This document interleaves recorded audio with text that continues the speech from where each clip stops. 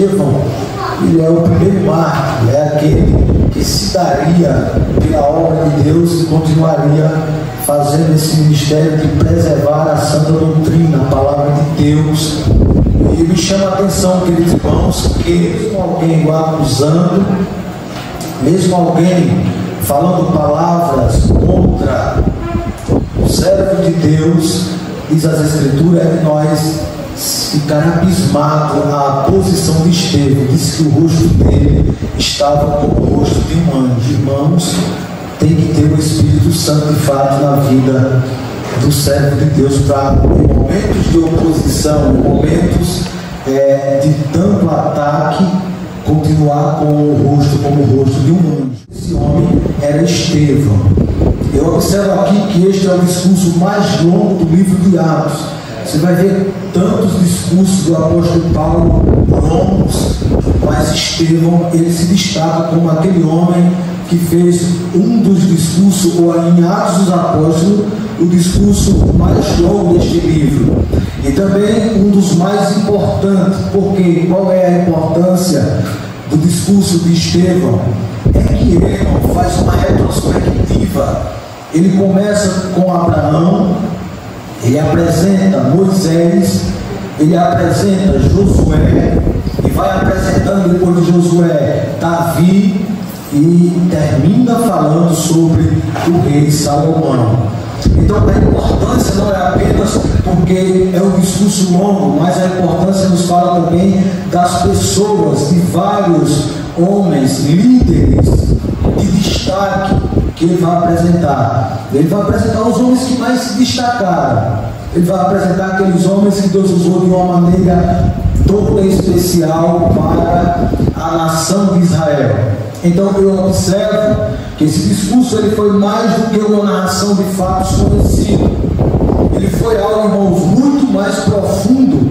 É claro que há uma grande importância quando Estevão ele apresenta esses fatos desses homens de Deus que era conhecido para os judeus. Falar de Abraão, falar de Moisés, falar de Josué e de Davi e Salomão era algo que eles estavam no seu dia a dia, de conhecimentos próprios, e eles de causa sabiam de cada um dos que eles ali havia apresentado.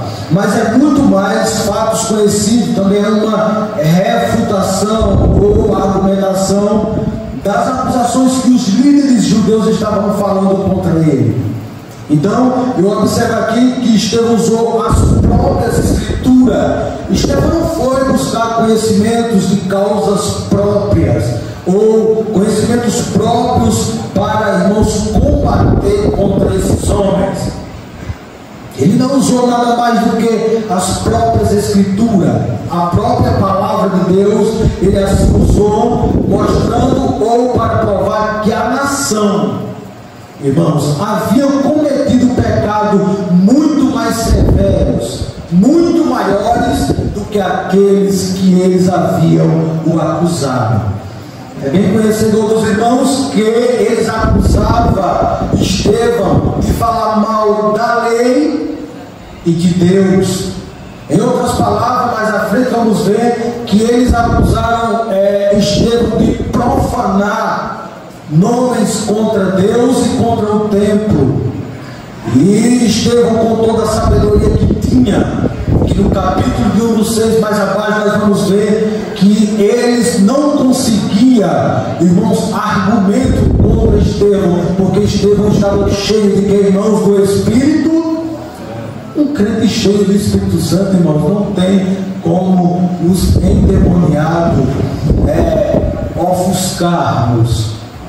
Jamais, porque um crente cheio do Espírito Santo, Cristo havia falado que ele colocaria palavras em nossa boca para combater contra o inimigo.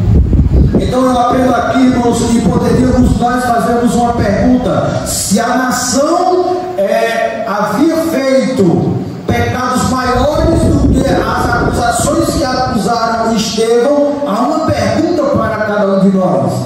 A pergunta é: que pecados eram estes?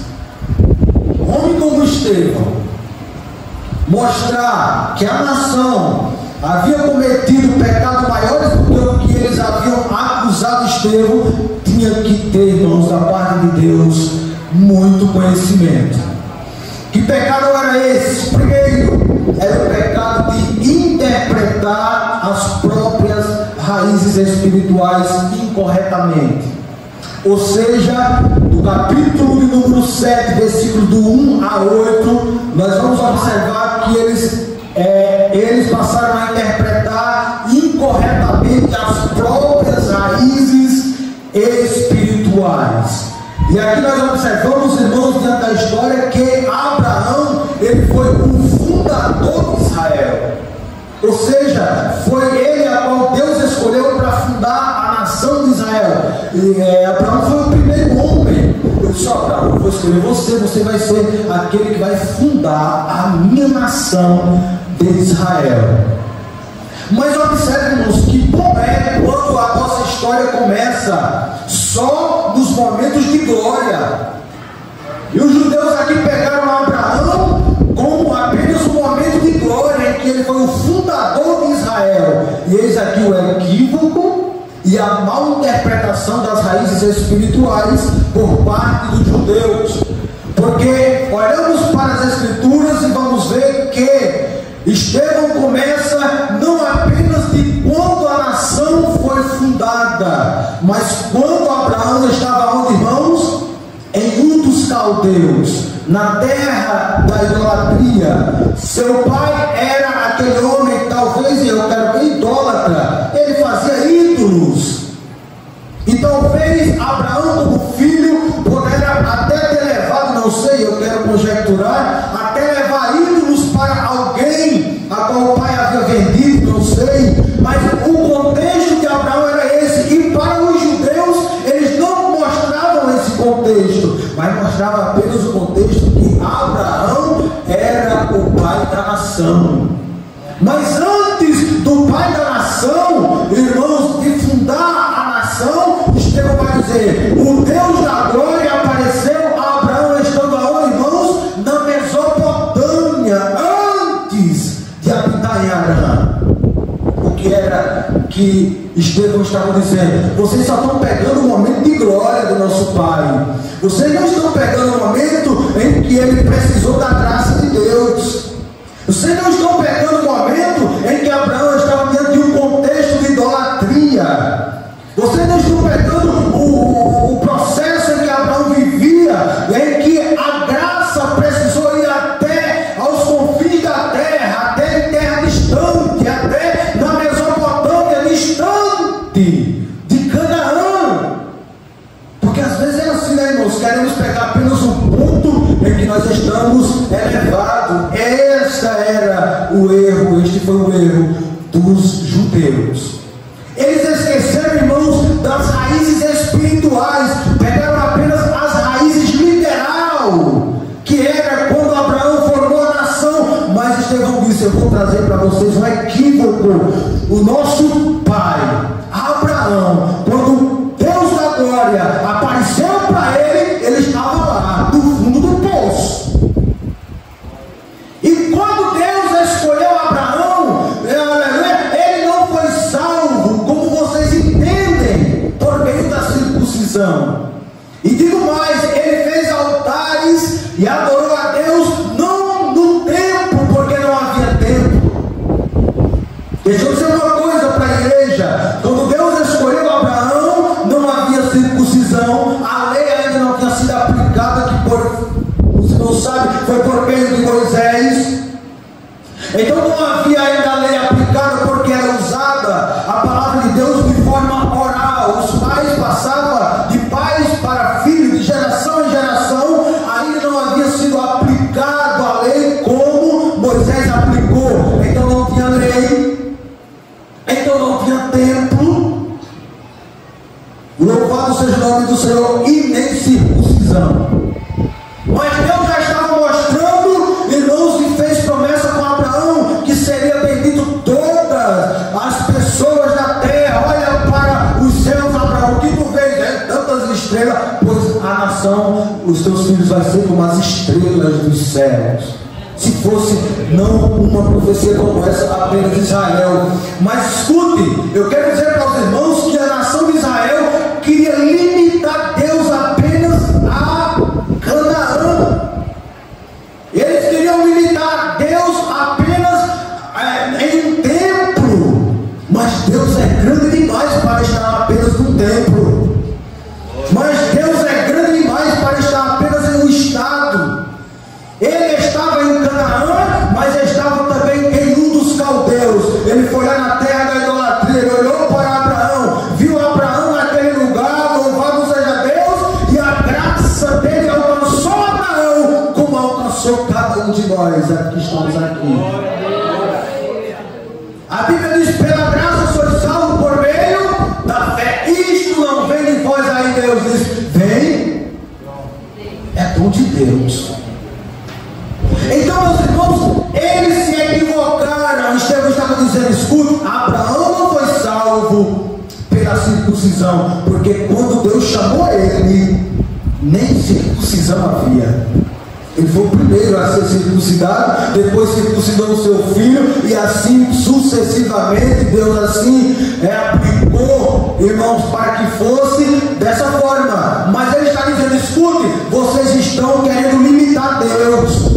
Vocês não querem dizer que a salvação é por meio da circuncisão, mas olha o dedinho. Deus, o primeiro, nosso Pai, o Deus da glória, nosso Pai, foi buscar Abraão lá. E outra, o nosso Pai adorou a Deus quando não havia templo. E nós precisamos, irmãos, adorar a Deus sem fora do templo também. Às vezes adoramos a Deus só quando chegamos no templo, mas diz que Abraão, quando não tinha templo, fazia altares a Deus. E eu estava meditando, eu fiquei conjecturando, dizendo: eu vou fazer essa pergunta para meus irmãos: será que nós estamos fazendo altares em casa? Será que os altares que nós temos é apenas no templo? Irmãos, nós precisamos fazer altar em casa. Como assim? Um altar para ler a Bíblia, um altar para orarmos, um altar para adorarmos a Deus. Não precisamos apenas, irmãos, de um altar no templo. Abraão não tinha templo. Eu pergunto para a igreja: se hoje destruísse todos os templos, aonde estava o seu altar? Abraão não precisou de um templo, porque a Bíblia diz que Deus não habita em templo feito por mãos de homem,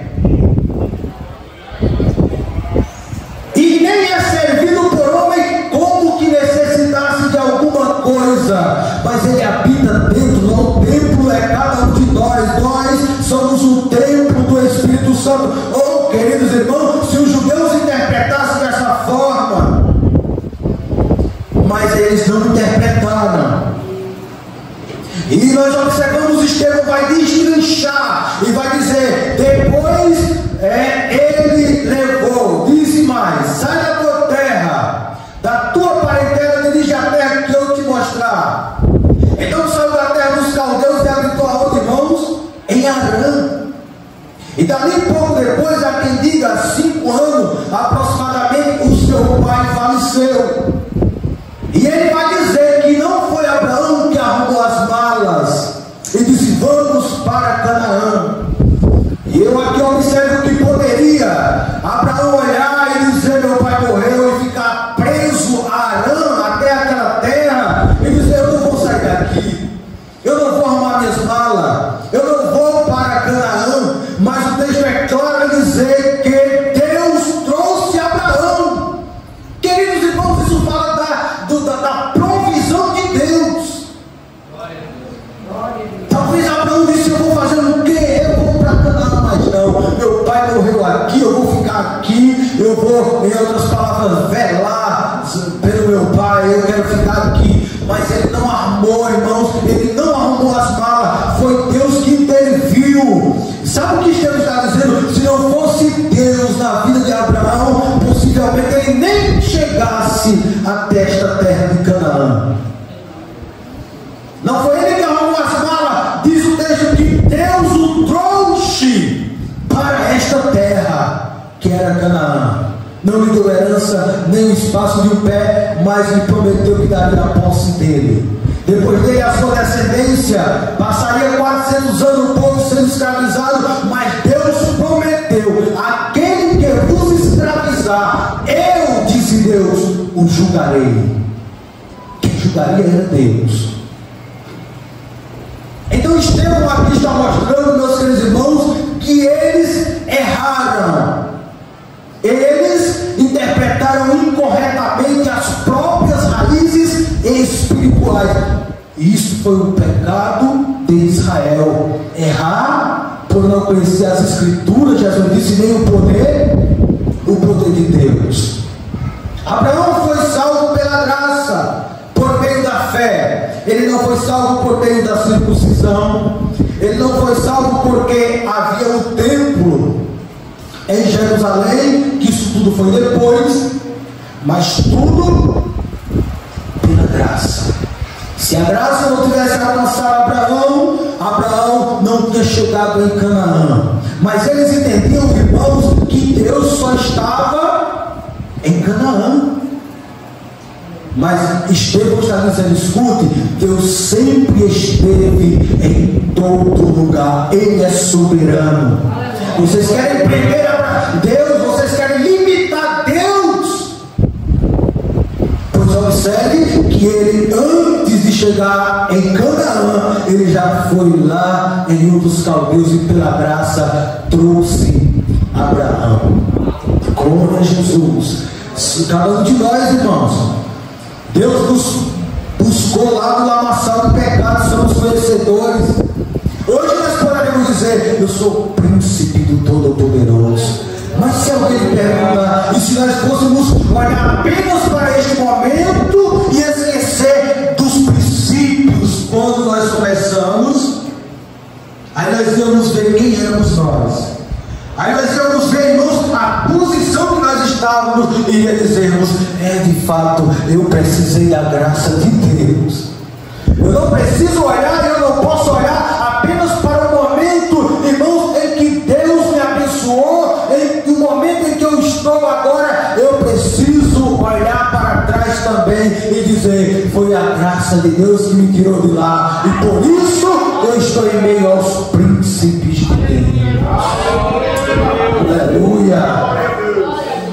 Abraão, ele tinha uma grande reverência, irmãos, pelos judeus. Os judeus, eles tinham uma grande reverência, quero dizer, por Abraão. Reverenciava, consideração tinha eles por Abraão. Mas eles confundiram a descendência física com a experiência espiritual. Tudo um momento em que eles haviam confundido. Olharam para Abraão como aquele que Deus escolheu para fazer a nação, mas esqueceram do sentido espiritual. Eis o problema de muitos. E tem pessoas que passam, irmãos, ainda hoje a errar as Escrituras, porque olha apenas o sentido literal da coisa e não olha para as coisas espirituais. E aí acaba errando. Eles pediam ou dependiam de sua graça nacional em vez de sua fé pessoal. Ou seja, irmão, eles foram aquelas pessoas que deixaram de olhar o mínimo de fé que Abraão teve. Eles não olharam, mas olharam só para o sentido literal.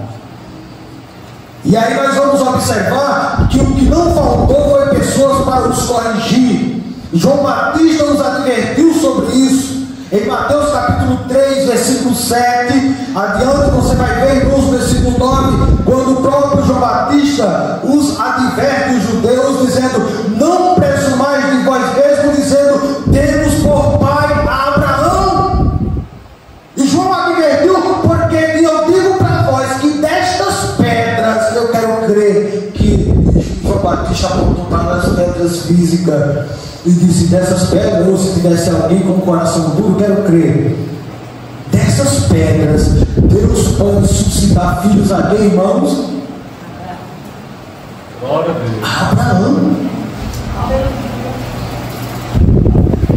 Observe aqui que João Batista, ele está advertendo eles.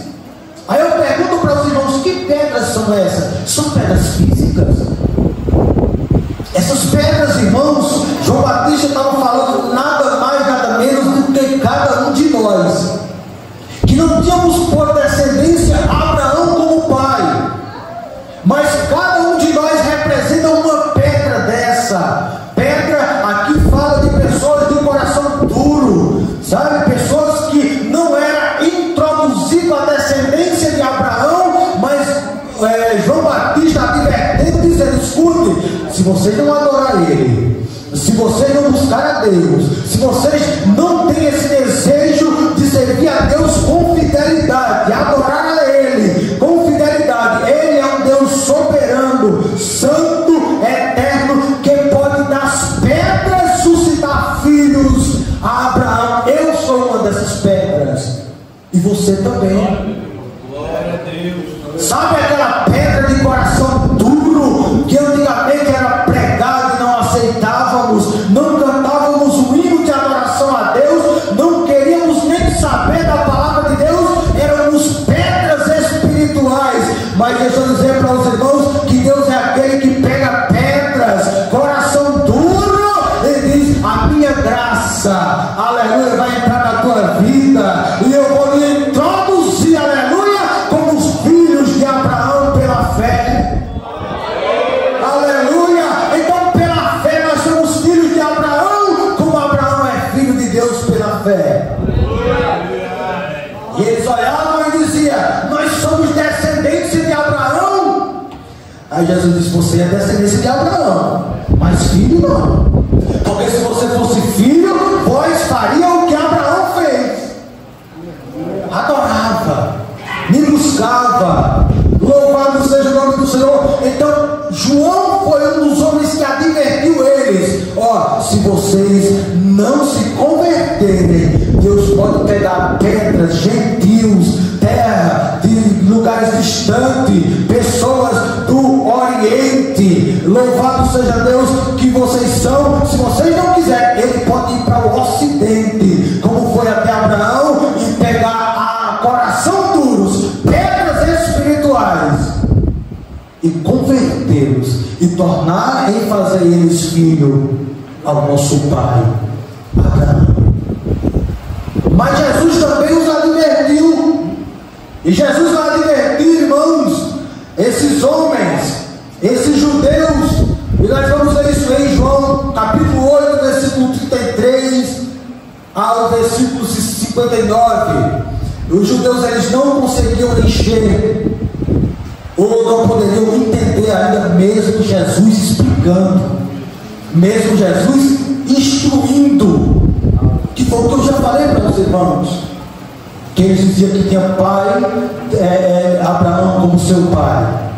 Então eu peço para os irmãos abrir sua Bíblia aí, para nós fazermos menção desse texto da palavra de Deus aí em João capítulo de número 8, versículo de número 33 a 39, mas vamos ler um pouco antes, que diz assim o versículo número 39: responderam e disseram-lhe: nosso pai é Abraão. Jesus disse-lhe: se fosse filhos de Abraão, faríeis as obras de Abraão. Mas agora procurei matar-me a mim, homem que vos tem dito a verdade, que Deus deu ouvido a Abraão. Não fez isso. Vós fazeis as obras de vosso pai. Disseram-lhe, pois, nós não somos nascidos de prostituição, temos um pai que é Deus. E disse-lhe, pois Jesus, se Deus fosse o vosso pai, certamente me amaríeis, pois que eu saí e vim de Deus, não vim de mim mesmo, mas Ele me enviou. Ora, se ele disseram que era filho de Abraão e não faria as obras que Abraão fez, Deus estava dizendo: vocês são filhos do diabo, vocês estão fazendo as obras do diabo. Não havia feito as obras de Deus, mas as obras do diabo. Por quê, irmãos? Porque havia errado por não conhecer as Escrituras.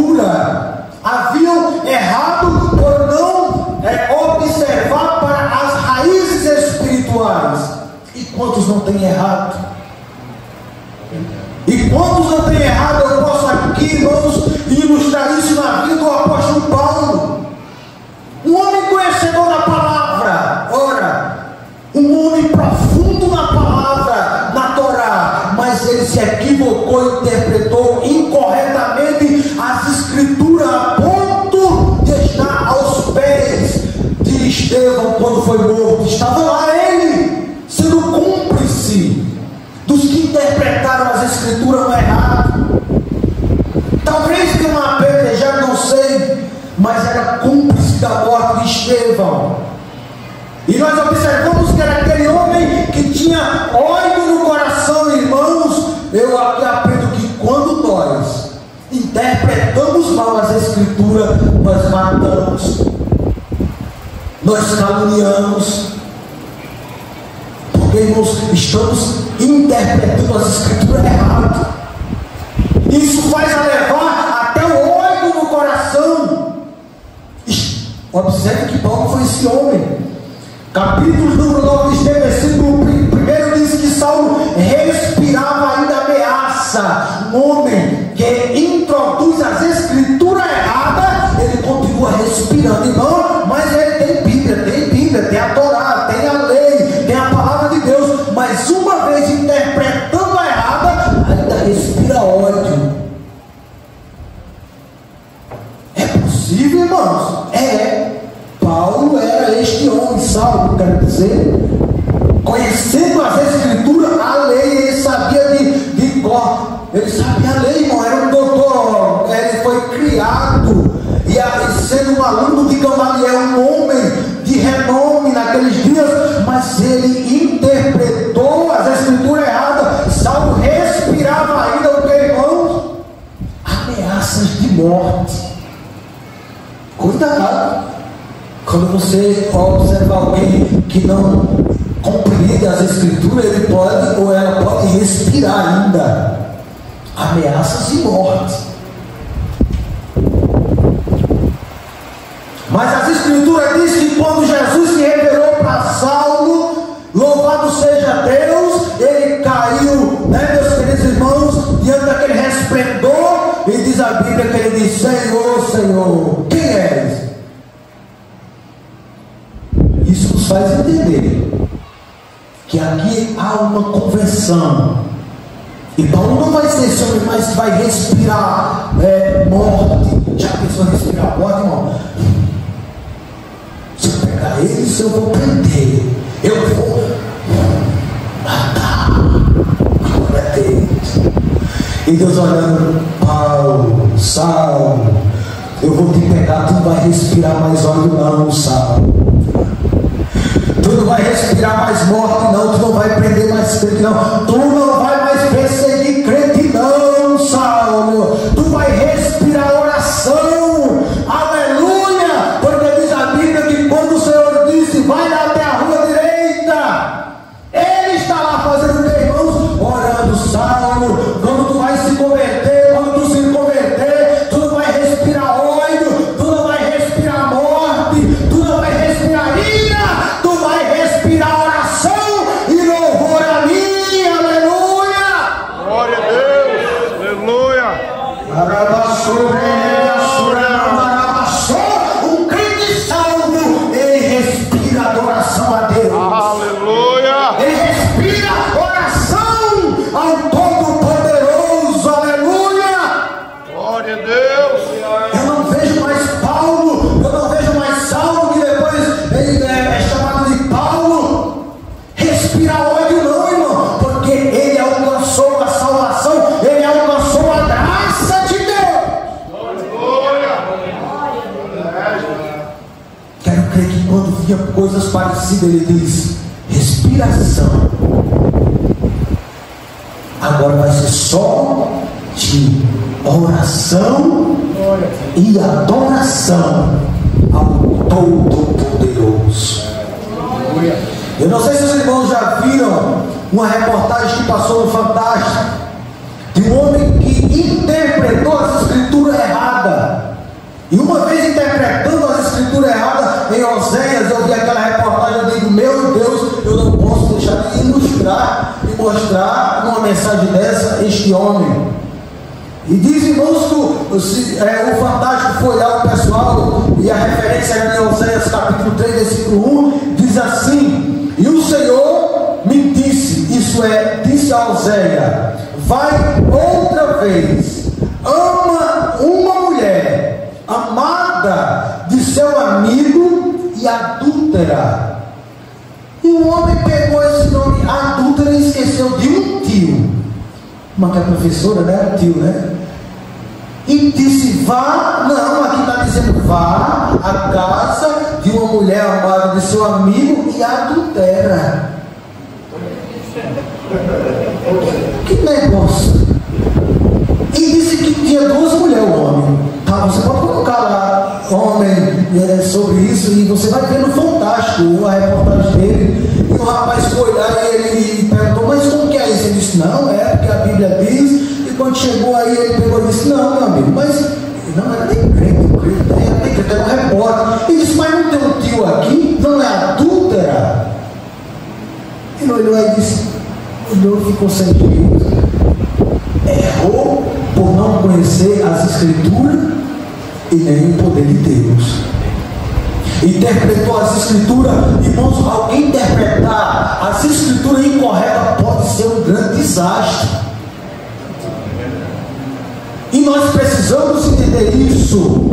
Então, este foi um dos primeiros pecados dos judeus. Estevão estava dizendo, vocês me acusam de pecar, porque vocês estão dizendo que eu estou dizendo que o templo vai ser destruído, onde o próprio Jesus disse que não ficaria pedra sobre pedra. Vocês estão apontando para mim, dizendo que eu cometo pecado, por dizer que sobre a lei de Deus, sobre Deus vocês estão falando, armando contra mim, falando contra mim que eu sou pecador. Pecado maior cometeram a nação e nossos pais. Eles a nação, né? Eles fizeram coisas piores do que vocês estão falando de mim, e vocês estão dizendo outras palavras, querem me matar, vocês vão me matar por causa disso. E ele vai destrinchando. Outro erro, irmão, é rejeitarem os libertadores que Deus enviou. Versículo 9 a 36 de Atos, mas nós não vamos fazer a leitura desse versículo. Você vai dizer, Deus é na vida dele, ainda que não aceite. Aleluia. Vai dizer, Deus é com ele, Deus é com ela. Eu preciso de José, eu quero que tu me pegue. Aleluia. Então, pela primeira vez ele é rejeitado, mas na segunda vez eles disseram, não, José, eu aceito você, porque eu tenho, em outras palavras, eu estou vendo que é você que vai nos libertar dessa fome. Aí José, venha para cá, vá lá e traga papai, porque aqui tem pão para você. Glória a Deus, traga meu pai, traga meus irmãos, venham vocês todos para cá, porque aqui tem pão. E tem água também. Glória a Deus. Então, irmãos, eles erraram. Pecado maior do que o que eles estavam aplicando para Estevão foi o que eles fizeram com José. Vamos matar ele, vamos rejeitar ele, deixa para lá, vai para lá, José, lá vem ele. Pecado maior é esse. Às vezes nós apontamos para outro, e às vezes cometemos pecados piores do que o que nós falamos de tal pessoa. Rejeitar, tentar matar, são pecados piores. E isso é como uma flecha, como uma, sabe, não, como uma espada entrando dentro do coração daqueles judeus, que ele já estava rugidos dentro depois. Rugidos dentro, porque a palavra ia lá dentro. Glória a Deus. Ela é viva e eficaz. Eles começaram a rugir, por quê? Porque a palavra estava indo lá no profundo. Deus ali já estava dizendo, irmão, louvado seja Deus, vocês, os nossos pais, e vocês estão fazendo o mesmo, querem me matar, mataram o príncipe da vida e agora querem me matar também, por causa da verdade, da palavra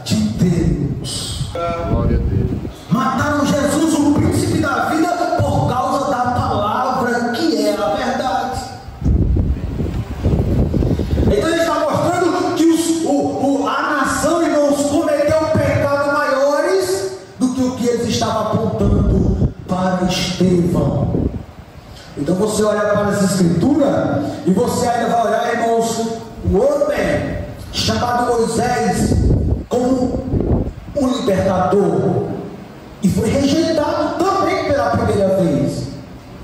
E os irmãos sabem o contexto da história de Abraão e de Moisés, quando ele foi rejeitado. Diz que ele foi aquele homem que foi tentar defender um dos seus parentes, e ele fez o que, irmãos? Talvez de impulso matou. Ele achou que poderia libertar daquele jeito. Em Atos capítulo 7, versículo número 35, é claro em dizer assim, meus amados irmãos: e este Moisés, o qual havia negado, ao qual haviam negado, dizendo: quem te constituiu príncipe e juiz? A este enviou Deus como príncipe e libertador, pela mão do anjo que lhe aparecera no sarçal. Ora, pela primeira vez, ele foi rejeitado, porque houve outra briga, outra discussão entre dois homens, e quando Moisés foi falar com ele, ele disse: quem é tu?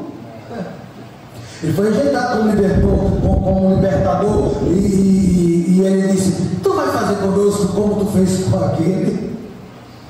Então foi rejeitado. Mas depois o que aconteceu, meus irmãos, agora quando Israel está preso, quando eles, porque José havia morrido, o primeiro o libertador, agora Moisés está diante, sendo aquele homem que Deus olhou e viu a aflição de Israel, o choro de Israel, e Deus disse: eu tenho visto e eu tenho ouvido o clamor de Israel. Aí ele agora vai enviar outro libertador, que é Moisés, pela segunda vez. E os irmãos pensaram que pela segunda vez eles fizeram o que, irmãos? Se alegraram, porque eles agora entendiam que Deus estava usando um libertador para os libertar. Pela primeira vez não aceitaram, mas pela segunda vez eles fizeram o que, irmãos? Aceitaram, e Deus libertou Israel das mãos de Faraó. Mas aqui eu aprendo que tudo isto ilustrava Jesus de Nazaré, que também era um libertador, e foi um libertador, e é um libertador, mas pela primeira vez Israel também o rejeitou. O que foi que fizeram, irmãos? O maltrataram, o mataram, cuspiram na sua face. Na primeira vez, louvado seja Deus, eles o rejeitaram, eles o crucificaram, eles falaram: não queremos ele como libertador, fique aí Jesus, você vai ser morto, você vai ser crucificado, vai sofrer, vai ser cuspido e humilhado. E eles também rejeitaram. Mas deixa eu dizer uma coisa para os irmãos, que em Apocalipse você vai ver algo interessante, que todos estes que pela primeira vez, como José, não foi aceito como libertador, Moisés como uma ilustração de Cristo pela primeira vez também não foi aceito, mas Cristo também pela primeira vez não foi aceito. Mas diz a Bíblia que quando ele raiar, quando ele vir e aparecer para Israel com o nome escrito na coxa, Rei dos Reis, Senhor dos Senhores, Israel vai olhar e vai dizer: eis aí o Filho de Deus, este é o meu libertador, venha Jesus, a ti eu te aceito, como meu libertador, aleluia. Ele vai libertar Israel, e eles vão acreditar de fato, e vão olhar para Jesus e vão dizer: o que nós fizemos com ele? Nós o maltratamos, fizemos ele uma vergonha diante de todos e para todos. Louvado seja Deus. Mas quando ele aparecer, irmãos, naquele cavalo, aleluia, aleluia, a nação de Israel olhar, vai dizer: ele é o Filho de Deus. Pela eles o vão aceitar como seu Salvador. O que é que diz em Apocalipse capítulo 1, versículo 7? Eis que vem com as nuvens, todo olho o verá, até os mesmos que os transpassaram, e todas as tribos da terra se lamentarão sobre ele. Sim, amém. Eu sou o Alfa, o Ômega, o princípio e o fim, diz o Senhor que é, que era e que há de vir, o Todo-Poderoso. Louvado seja o nome do Senhor, queridos. Eu lhe aconselho, vamos viver para esse Todo-Poderoso, e vamos buscar não esquecer e não errarmos e não interpretarmos essas escrituras erradas, e vamos vivermos como estamos, meus queridos irmãos, não fazendo como muitos, rejeitando os libertadores que Deus tem enviado, não rejeitando o libertador que Deus tem nos enviado. Vamos tomar posse